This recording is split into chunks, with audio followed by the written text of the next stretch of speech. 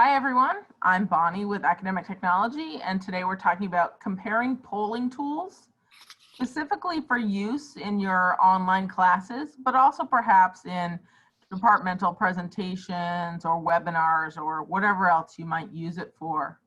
Let me start with a disclaimer that I am not an expert in any of these tools.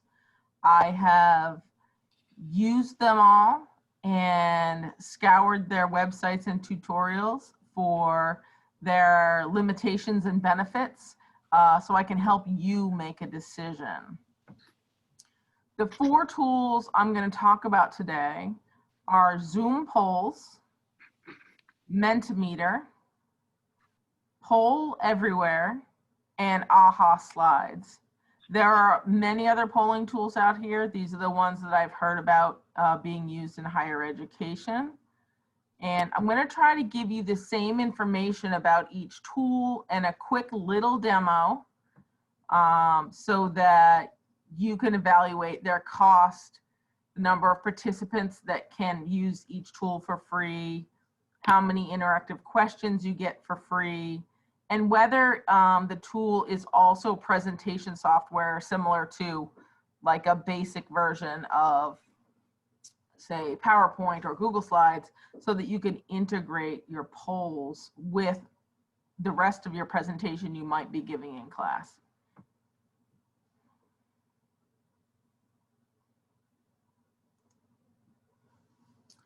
So Zoom polling is free if you have Zoom, which all of us do, and Zoom Pro.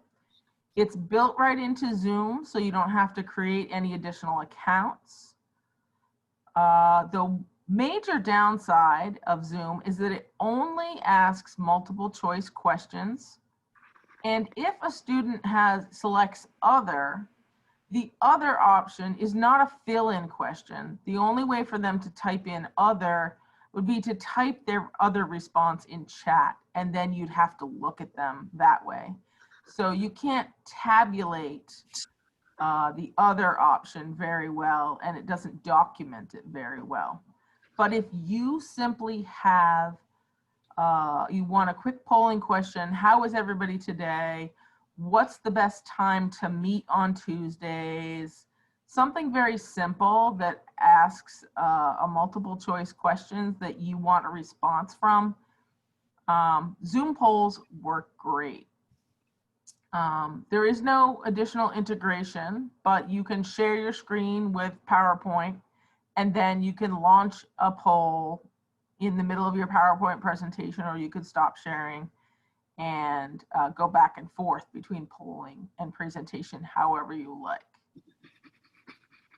And there is an unlimited number of questions that you can send, either in one poll can have multiple questions, or you can have multiple polls with different numbers of questions that you could launch throughout your class. So if you had a 3-hour Zoom class, you could do a quick how are you doing poll in the beginning. You could do something different in the middle with 2 or 3 questions, and you could do something at the end if you had that as well. As long as you set those things up in advance and they're ready to go, you can poll in different ways throughout the entirety of your class. Just a note, only the host in Zoom has access to polls, and only if you have created a poll for your meeting. In Zoom, when you go to the website and you open your meeting, at the bottom, that's where you create polls. Let me show you.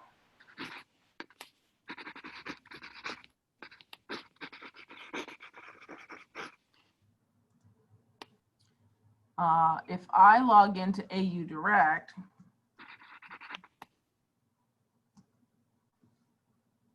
and click Zoom, and I sign in,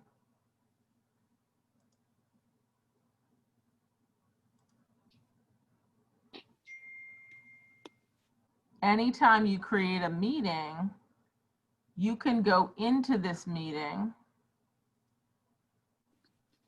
before you're in Zoom. And this meeting doesn't appear to have polls. Let me check this one. You can add a poll. And a poll in Zoom is a set of questions. It might be one question or it might be 5 questions, but your entire poll title goes here. Question 1.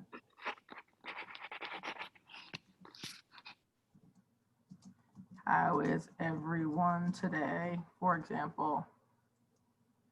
Okay, good, great.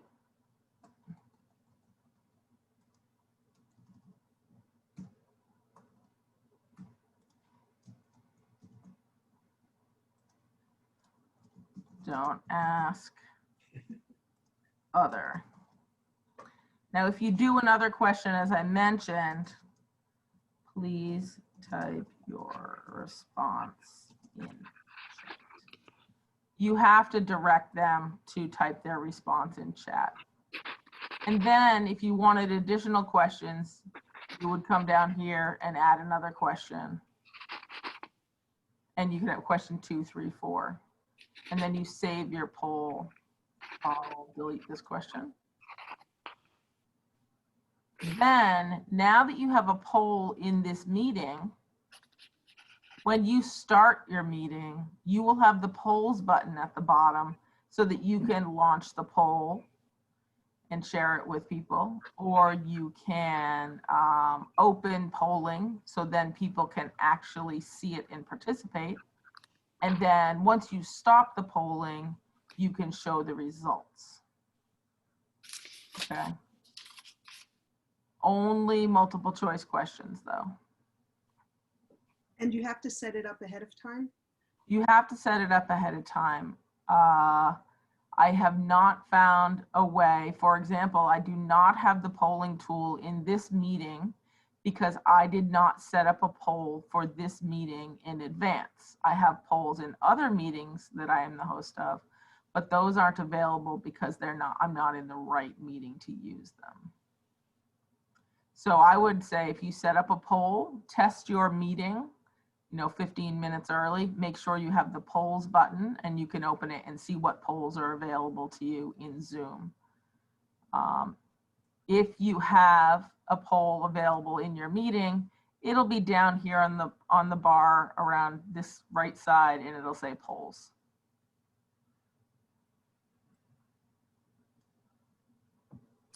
Now, no more questions will come to mind when we start comparing the Zoom polling tool to the other polling tools, but it's totally free. It's integrated in Zoom, but it only has multiple choice questions. Also, there's nothing to say that you can't use a different tool for different types of polls you want to do. If Zoom polling works most of the time, go ahead and use it. If you have a more in-depth poll that you want to do for a particular session, try out one of these other tools.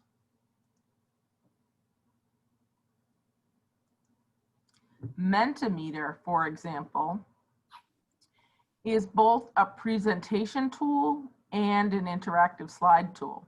It allows you to create content slides with headings or paragraphs or bullets or images and step through them as a presentation. And then you can insert a polling slide, an interactive slide, right in the middle of your presentation. And as it comes up, it'll continue to show on the screen and the students will be able to answer it. Mentimeter has 6 types of interactive slides. These are the most common among all polling tools. Multiple choice, obviously. A word cloud, open-ended answers where you can ask an open-ended question and everybody can respond with their own text answer, scale sliders, ranking, and a Q&A. For free, you can have 2 interactive slides in any presentation, and you can have as many presentations as you want. So in theory, you can get around the free limitation by creating a presentation up to the end of your second interactive question. And then you could start a new second presentation that you would start up after that, and you could add 2 more interactive questions in there. But if you had, a 3-hour-long presentation, hopefully you wouldn't. That would be a long gap. Or if you just wanted to ask 5 or 10 questions, that would be kind of tedious. But if, for example, in many of my sessions, I'll do a word cloud to get a sense of what are the most annoying things about Zoom, and everybody types in their 3 or 4 or 5 things and it makes a word cloud.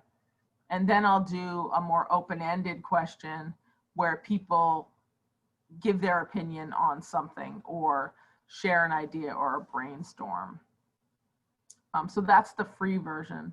If you want to pay $9.99 a month, you get unlimited interactive slides and many more templates. The presentation software in Mentimeter has only 2 templates, a light template, white background, and a dark template that's a black background. And you can't do a lot of formatting of the text and graphics. You type in the heading and things like that. So let me show you Mentimeter. I have a couple of presentations in here. So this is, I have imported a graphic that's a picture of a slide. So this is a graphic slide, a presentation slide.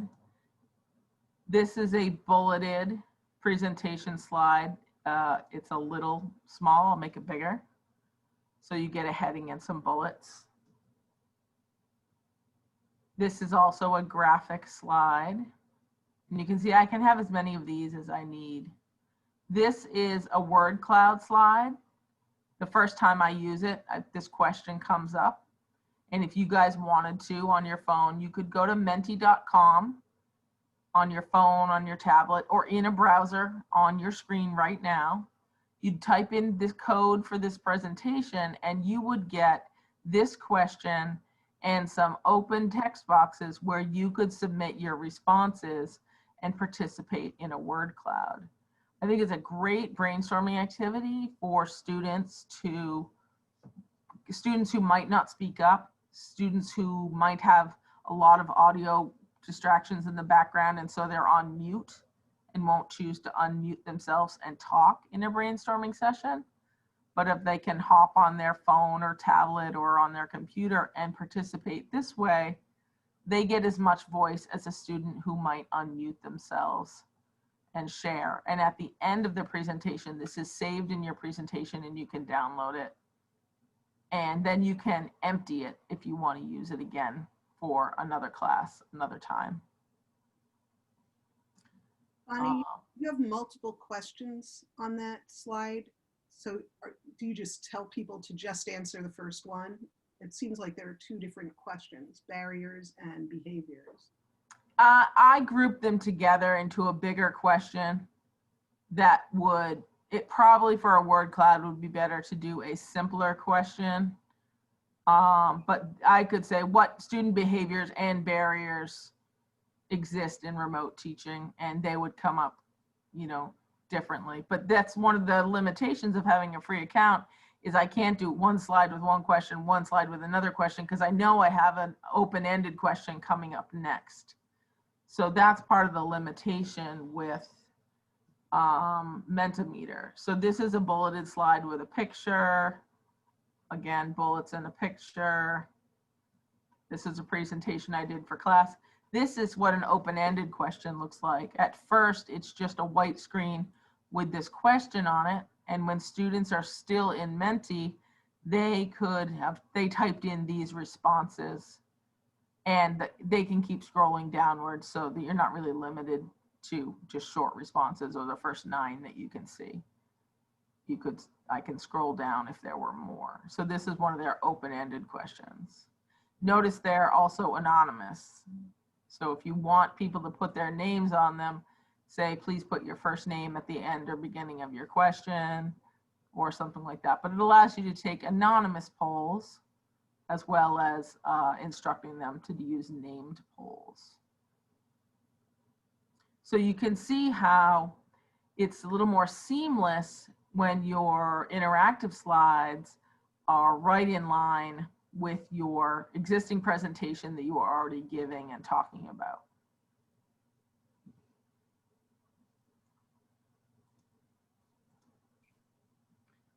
So in addition, there's a quiz competition that can allow you to ask up to 5 quiz questions throughout your presentation, and it keeps track of who answers what quickly and how fast. You can give more points for the person who answers correctly first. That's not really like sort of the typical Antioch model of operating. But if you disregard the results, you could squeeze in a few select an answer from a list or type in an answer type quiz questions. It just doesn't, it aggregates the select results, but it puts it in the form of a competition, and you know who answered what. So that's another little wrinkle that you can add to squeaking out a little bit more out of the free version of the tool. Feel free to chime in if you have questions. So if you want a really smooth presentation, integrated your presentation slides with your interactive slides, and you only have a few interactive questions, 2 to 4, Mentimeter might be the right tool for you. I find it really easy to build the presentation slides because they're very limited. They have a title and a paragraph on them, or a title and a bulleted list. You don't have to do you can't do a lot of messing around, dragging an image to the left or the right, or adding a template unless you pay for the tool for the $9.99 or the pro version, which is $24.99 a month. But I find it really easy to try out and use. I didn't take any tutorials. I just jumped right in and started making it. PollEverywhere has a totally different model. PollEverywhere doesn't have any presentation type slides. So you don't integrate it into your presentation. You would use let's say you're doing PowerPoint or Google Slides, and then when you're ready to activate a PollEverywhere question, you'd activate it and share that on the screen.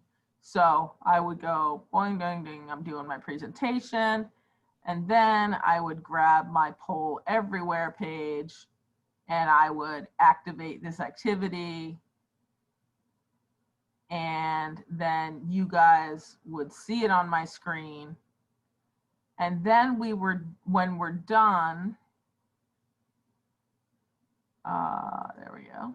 When we're done, I would just go back to my slide presentation. So that requires a little bit of switching back and forth between your presentation and then jumping into your slides. But I have them both open, both ready to go. And all I have to do is click a tab on the bottom of my screen. Now, one of the major benefits of PollEverywhere is that you can get up to 40 participants. Mentimeter doesn't have unlimited participants in theirs. They just have a limited number of interactive slides for free. PollEverywhere lets you get 40 participants or 40 responses to a presentation or to an activity, and that's it. You can't go above that unless you pay for the tool, which is inordinately expensive, $349 per semester to get up to 700 responses. So perhaps if you were teaching at a big university with a 500 student lecture hall, Intro to Biology 101, it might be worth it, and your school would probably pay for it for you. But I don't see a lot of people at Antioch investing in the paid version of PollEverywhere. But the value of PollEverywhere is that you get unlimited questions. They have more question types than any of the other tools. In addition to the question types, they have additional activities they already have created for you to use, like, where are you right now? Drop your pin on a map. So a clickable image is something a lot of the other ones don't have, and I'll show you that in a minute. And both PollEverywhere and Mentimeter are easy to use with a secondary device like a mobile device or a tablet for people who are logging into Zoom on their one screen laptop or computer to view, the whole gallery view. Sometimes it's hard to navigate around, get to a web browser and vote. But with PollEverywhere, AHA Slides, and Mentimeter, there's a quick little mini URL and a presentation code you type in, and they can do their voting and typing on their other device. So I'll show you. Let me look at the different activities. Now, I found PollEverywhere a little bit harder to figure out. It might have been because I already knew how to use Mentimeter and expected it to be similar, but I had to do a little bit of learning. I only did one tutorial, but this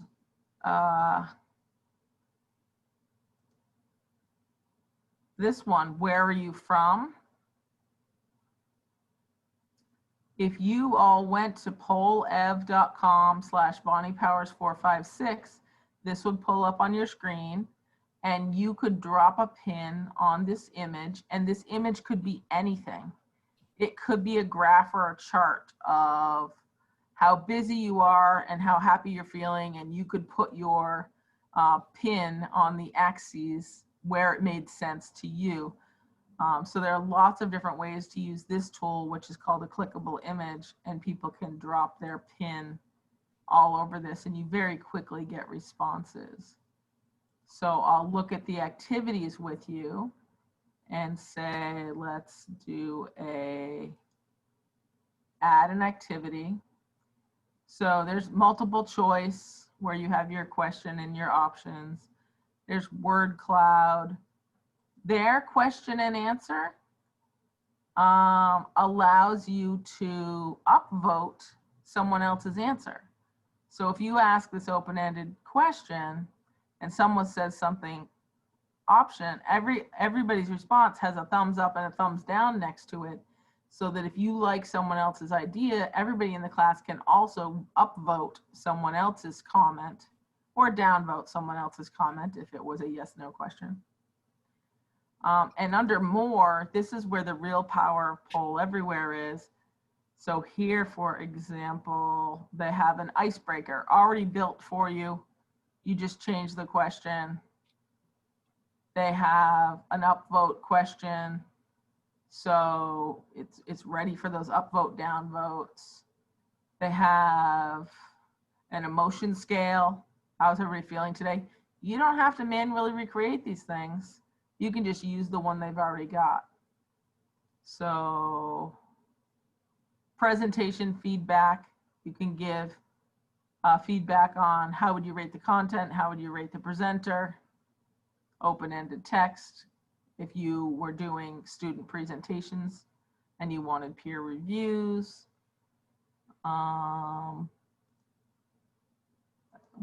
Here we go, the 2x2 matrix. Rate this project in terms of urgency and importance. And then everybody drops their little pin on this axis to say urgency, importance, a little bit of both. So they have some really great little bulletin board, looks like a little Post-it note wall.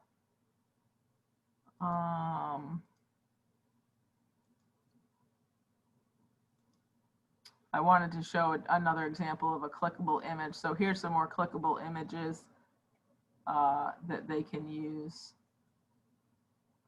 Here's a grid.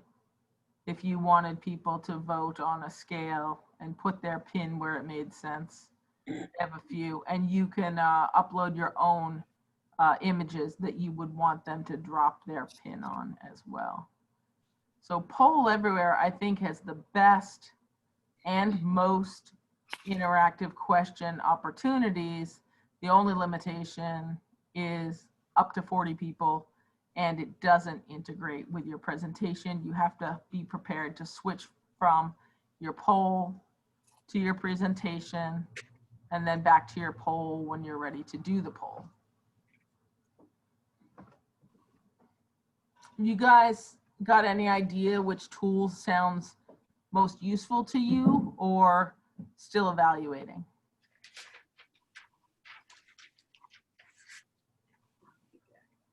Bonnie, I'm sorry, I missed some of the beginning. In addition to PollEverywhere, what do you mind just mentioning what a couple of the other tools that you've gone over are? Sure, and we're recording, so you can rewatch the beginning with no problem.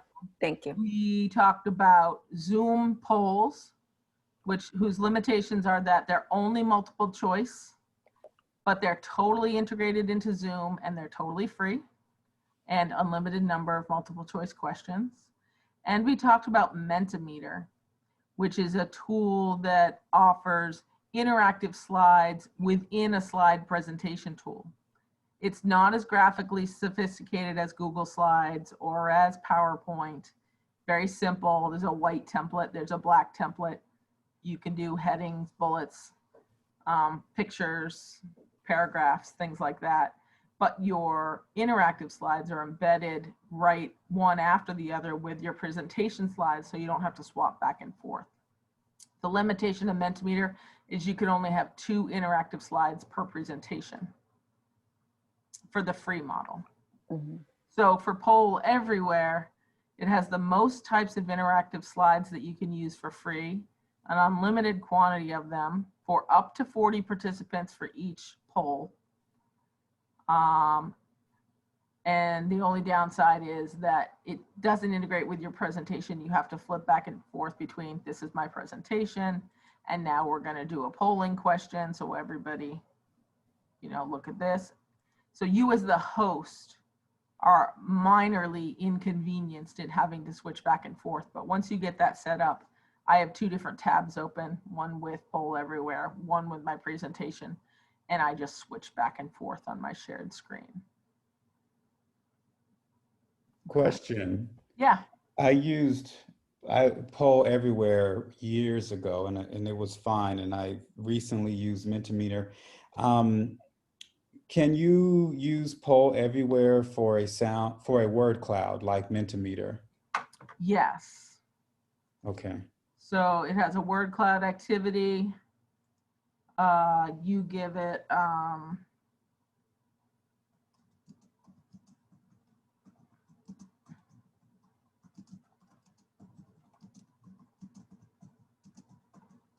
question. Now I will say in Mentimeter, you can choose how many times people can answer this question, or you can allow them to answer it unlimited. I don't see any particular settings like that in PollEverywhere, so it's a little bit less robust than the Mentimeter version of a word cloud. Let me just go back.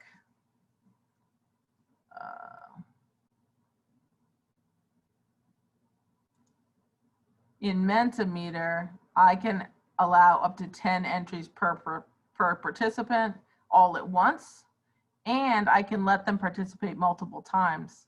So it's got a profanity filter. I'm not sure if PollEverywhere has a profanity filter, but depending on exactly what you want to do, experimenting with it does have a word cloud. The other thing about Mentimeter is it's open-ended questions. Let me see if I have that one. There you go.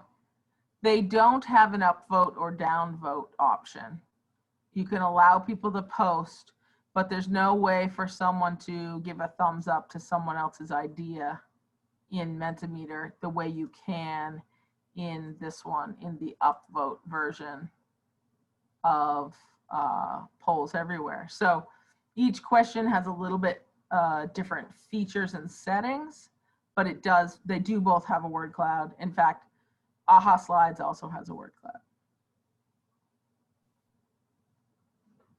Bonnie, I apologize if you've already gone over this, but which of any of these or all of them have the ability to, if not save the results of your polls, create some sort of, an aftermath report that gives you, a summary of what the results were?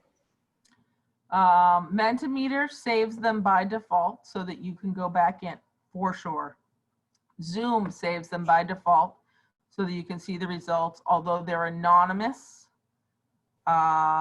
you can decide, you can not check the anonymous checkbox in Zoom polls as well. I believe, go ahead.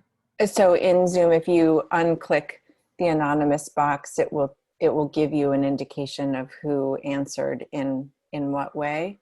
It doesn't do it in real time, but it does record the results in their reporting tool, which you can go pull out later. Okay. If people are logged in.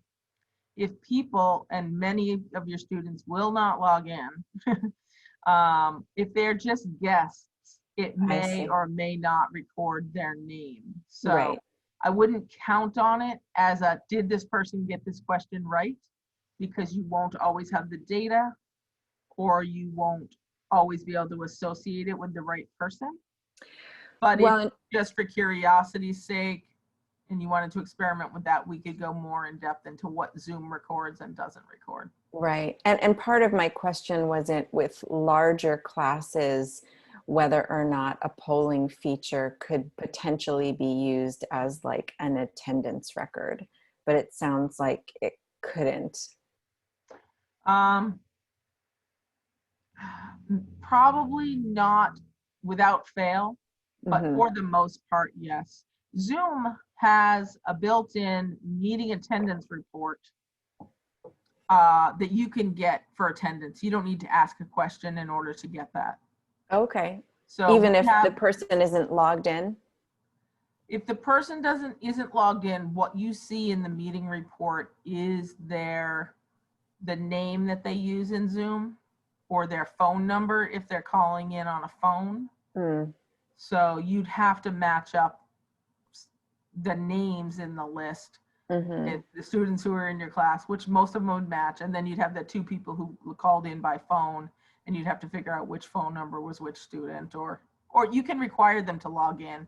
And if you only allow authenticated users, then your reporting will be accurate because they will all be logged in. So you can require that. I'm not 100% sure about the results in PollEverywhere, but my understanding is when you go back to your activities that you have done and you look at them under your actions, or after you deactivate them and you go in, I think there's a results button. Yeah, you have to clear the responses. So you could come in here and either take a screenshot of this when it was all filled out with all the dropped pins. You might have to pay in order to download or export the results. I think you do. I think you do in PollEverywhere. You don't in Mentimeter. And in a minute, you'll see that AHA Slides looks almost exactly like Mentimeter. They just have a different pricing model. And with Zoom, where would you find, let's say at the end of class, I want to go back and revisit the polling results. Where would I find that? In your reports on your Zoom website, under meeting reports will show your poll reports, if there are any. Usage reports will show your attendance reports. Okay. The list of people who came in. And you have to go in there and pick a date and a time. It lists all your meetings that happened then. You have to scroll across and click the participants in order to see the participant list. My experience had been that I wasn't able to do that unless I clicked registration required first. Usage reports are always done. It's the meeting reports down here. So usage reports show everybody who came to that meeting and how many minutes they stayed for. Okay, perfect. It gets a little weird when they do breakout rooms because it shows Bonnie Powers 15 minutes and then Bonnie Powers 22 minutes and then Bonnie Powers 48 minutes. If we were in the main room and then in the breakout room and then in the main room again, so you have to add those all up. And that sort of thing. But if you're Thank just you. getting a list of who was there, the Mhm. usage reports are always available. Those may have been new since version 4. We have version 5.2.3 right now. So just a Mm. reminder, when you leave Zoom, everybody go check for updates. The meeting reports, you have to turn on polling to get poll reports, and you have to run the poll in the meeting to get a poll report. If you want a registration report, you have to turn on required registration. People have to go through the registration process in order to attend your meeting. Thank you. Okay. Now, AHA slides, if you guys remember my Mentimeter layout on my homepage, I have a list of presentations. When I click on a presentation, I go into the edit window and I have my slide list, my main slide I'm working on, and then all my slide types here. When we look at AHA slides, does this look familiar? Your list of slides over here, your slide in the middle, the exact same font and the exact same content types in here. So I don't know if these guys split somehow, AHA slides and Mentimeter, but I will share the differences between them. And that is, it's primarily pricing. For free in AHA slides, you can only have 7 people participate in your interactive slides. In Mentimeter, you have unlimited number of participants, but you can only do 2 interactive slides. In AHA, you can only have 7 participants, but you can have an unlimited number of interactive slides. So if you have a class of 7 or fewer, AHA is the way to go if you want your presentation and slides all integrated together, because but most of us don't have classes that small. So that's sort of a very impractical limit.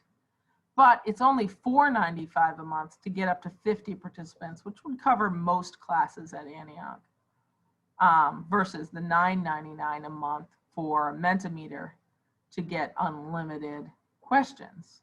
So if you have less than 50, I'd lean toward AHA slides. Again, limited templates, dark and light, unless you pay extra. They have the same very common interactive slide types and the quiz competition.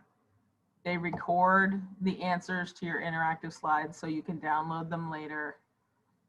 And this is about whether you have a small class or whether you have a larger class, about whether you might choose AHA slides or Mentimeter, because those two have the presentation tools built in. I think I use Mentimeter because I learned about it first. Its limitations have gotten to me every time, that I can only have 2 interactive slides, and I'm not gonna pay, my department is not gonna pay for a license at this point. So, although they probably would if I asked. I think I personally am going to go with PollEverywhere, because I am comfortable switching between my presentation and PollEverywhere. And as far as I know, it gives me all the interactive types of questions and an unlimited number up to 40 participants. And I rarely have more than 40 people. So let me show you a side-by-side comparison here. This slideshow will be available to you after the fact so that you can look at these. Zoom polls is always free, but it's very limited in terms of you can only do multiple choice questions. Mentimeter is free, has a limited number of interactive questions too, but as many participants as you want can participate in your polls for free. And it has a presentation tool. AHA slides is the opposite. Only 7 participants can use your unlimited questions, and it also has a presentation tool. And then PollEverywhere is free for up to 40 participants and unlimited interactive questions. That's a lot to take in. So if you want, I can look at a particular tool If you wanted to give me a test question, we could see how it worked. My last slide that you may find useful later is a link to tutorials for each of the tools. Although I don't think you'd need a tutorial for Mentimeter or AHA slides. Zoom polling is a little difficult to figure out, but there's tutorials for it. And PollEverywhere, I still haven't used enough to really get to that place where I'm presenting and knowing the details of every question.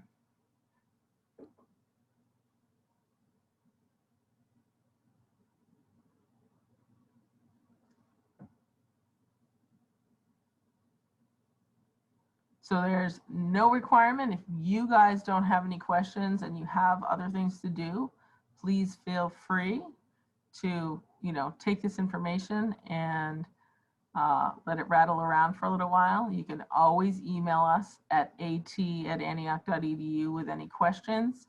And I can send out this recording and the slide presentation so that you can see all the content on the Emergency Remote Teaching Guide.